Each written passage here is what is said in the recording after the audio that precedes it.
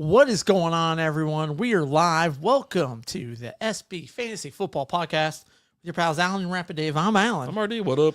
Oh, just living the dream, brother. How about you? Yeah, same. Same. You know, just taking my break from fantasy football, which I'm pretty happy about. Okay. Yeah. How's that? Well, it's okay. Still getting my DFS action in, but we also have the squares that we're knocking out. We only have like 4 left, so I'm like, get that thing full, pull some numbers on Friday, send everybody out the up thing. So that's about as far as I'm willing to go for fantasy. Well, I mean, I did my top 5. We're doing this, right? Yeah, I did top 5. We got rankings going on. So we're starting to do our super early rankings. And we're doing top 5 QBs today. We're going to talk about the quarterback position, the guys slinging the ball, the guys that make all the magic happen, right? It's all good, Duncan. Get yourself get some rest there. No one's feeling good right now. Old school's down for the count. You know, Duncan's obviously under the weather. I didn't feel good either. I was like, you know what? I'm just gonna drink in excess and go to sleep tonight. There you go. Well, yeah, no. So super early. Obviously, you know, it's February. Super Bowl's this week. You know, rankings are not really that, say important, but it's always fun to look at. They're very fluid right now, and right? Most of the guys you see here are going to be top 5 guys regardless, I think, no matter what's going on. You might know these guys, but I guarantee maybe one's in there, you're like, ooh, I didn't think about him this year. Maybe I had him at 6 or 7, and we'll see how that goes. But, top 5, I put an honorable mention Oh, in it. my gosh. Yeah. I've got one honorable mention for each category, except for tight end. I've got 2. Okay, my honorable mention is Kyle Pitts. I heard he's making the move over to quarterback this year. He's got to be a better quarterback than he is a tight end because he's not that great at tight end. God. My honorable mention is Baker Mayfield, Tampa Bay. Okay. He finished 3rd this past season. You know, I was poking around, seeing what everybody else was predicting, and I was just like, okay, well, I don't know why he's still just not getting love and credit. Nothing. I mean, he's going to have his team is full health next year, hopefully. You know, knock on wood. Yeah.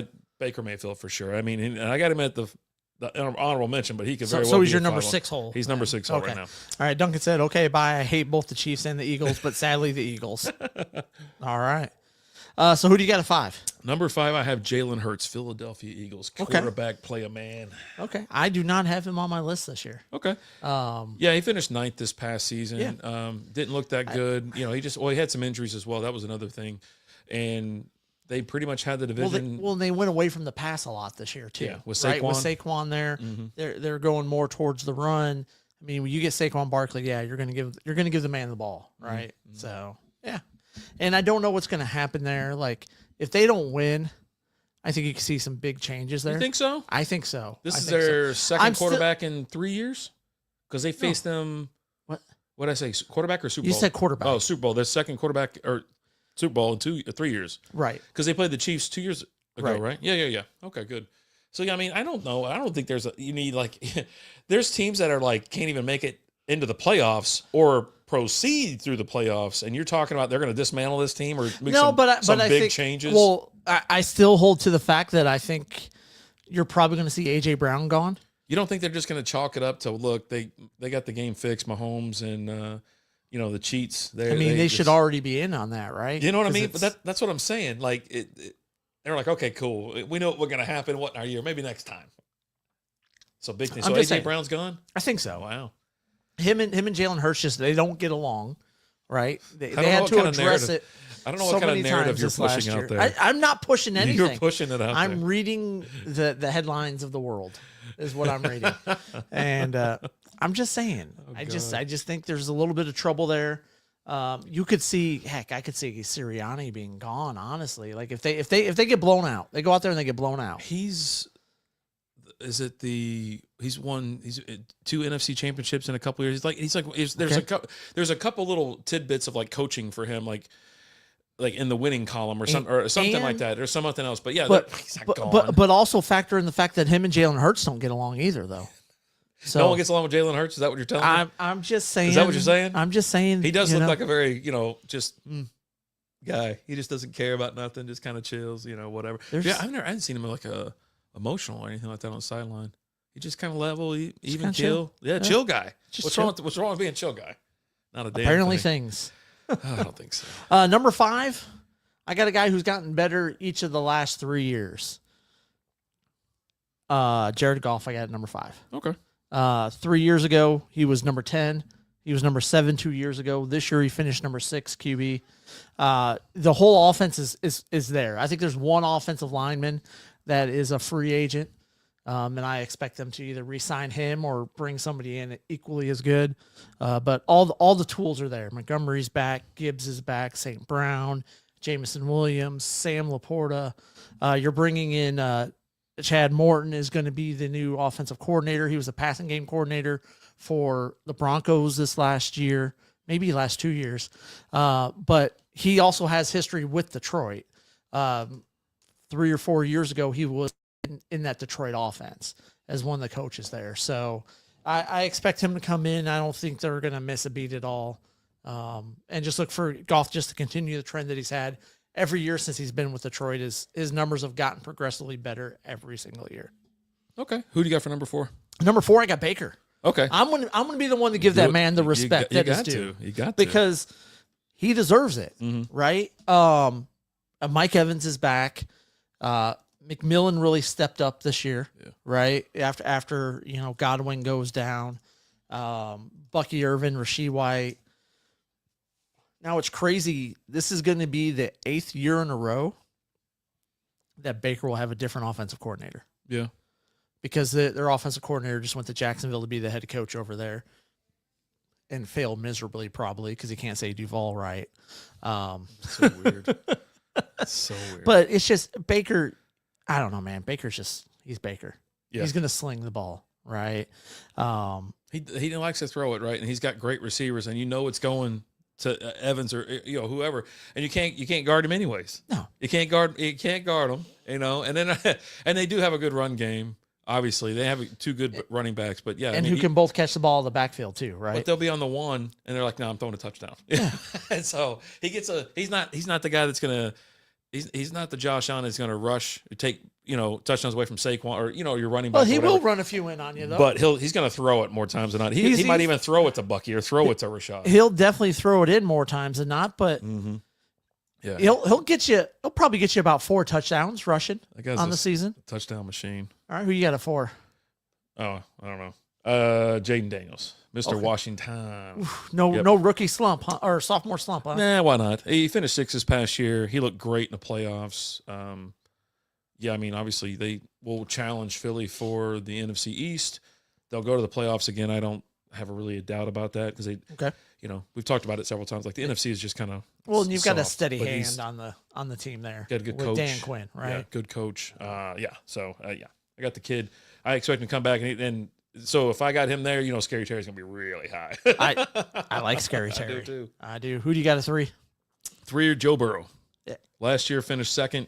Oh yeah, there we go. I didn't want to overreach or anything like that because the 2 guys in front of him are just superior right now. Right. There was a couple chuckleheads on TV talking about how he's not elite and stuff like that. I'm like, yeah, I don't know about that, pal. I mean, if we're talking week 1, week 2, I got you. Yeah, I got you. I mean, it's just you want clickbait. You want somebody to take a look at you because you're going to say some stupid stuff and shocking things. Yeah, I just want to shock you, shock jock. Right. But yeah, I've got him at 3 too, and the reason why he's not higher is because those first 2-3 weeks of the season, where he takes his time figuring things. I won't say figuring things out, but getting into the swing of things, which is kind of bitten that team in the butt the last few years because they get down to the end of the season and they're 1 or 2 games out. And had you maybe, tried the first couple weeks, you would have.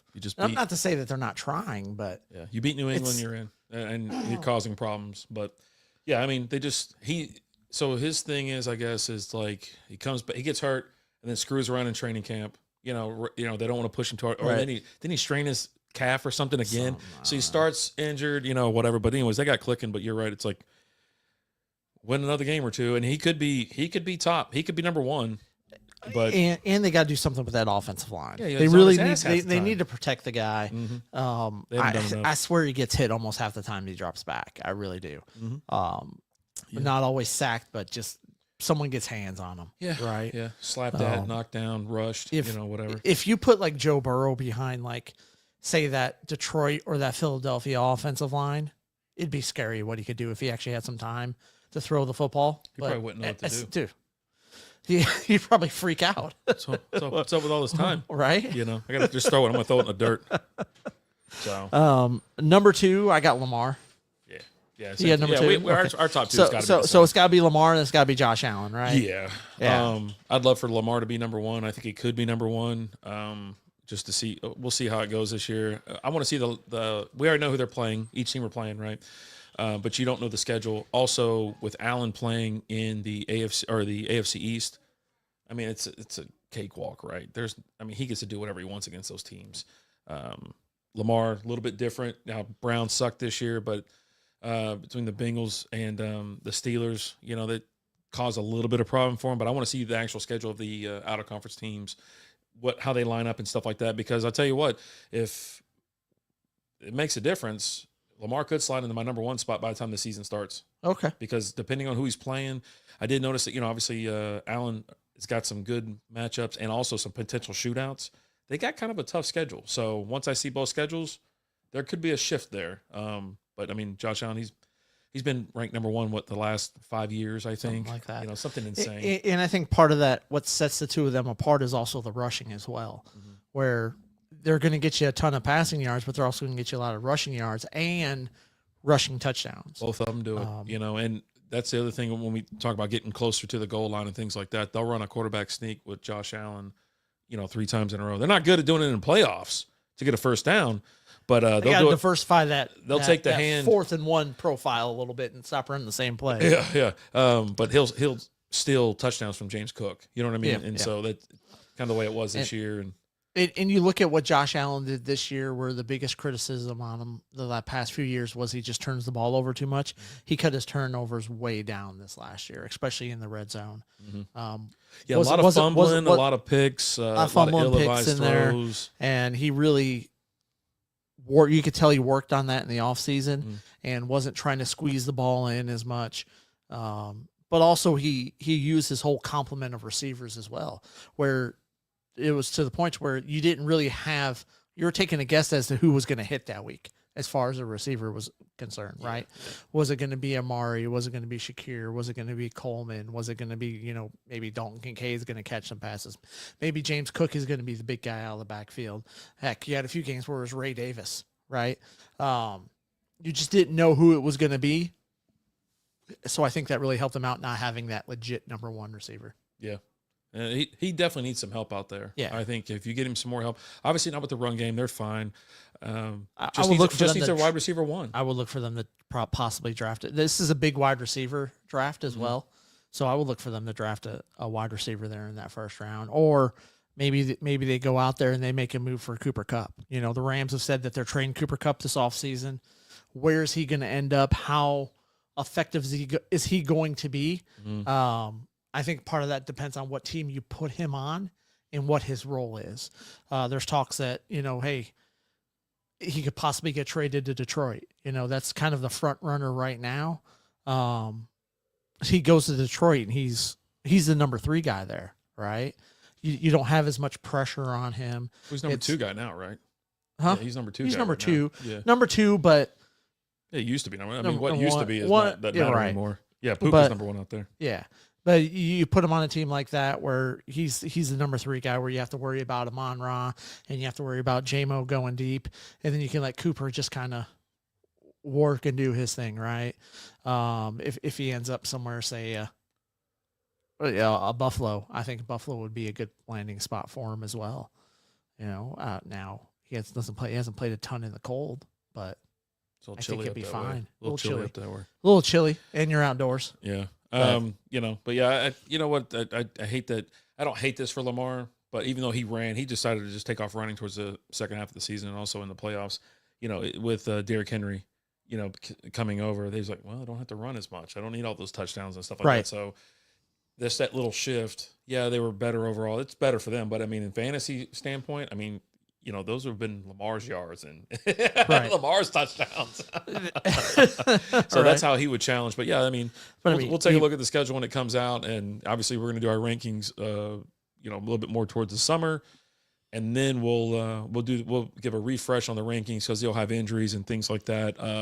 free agent free agency and stuff like signings, that. trades, all that. And so then we'll do our finals before, and we'll have our top 200. We'll try to put out there this year for your drafts and things like that. You're going to see our live draft here, and you'll see how we're going to do it too. We'll do some mock drafts, but yeah, it's fun to knock out the first rankings of the season, really.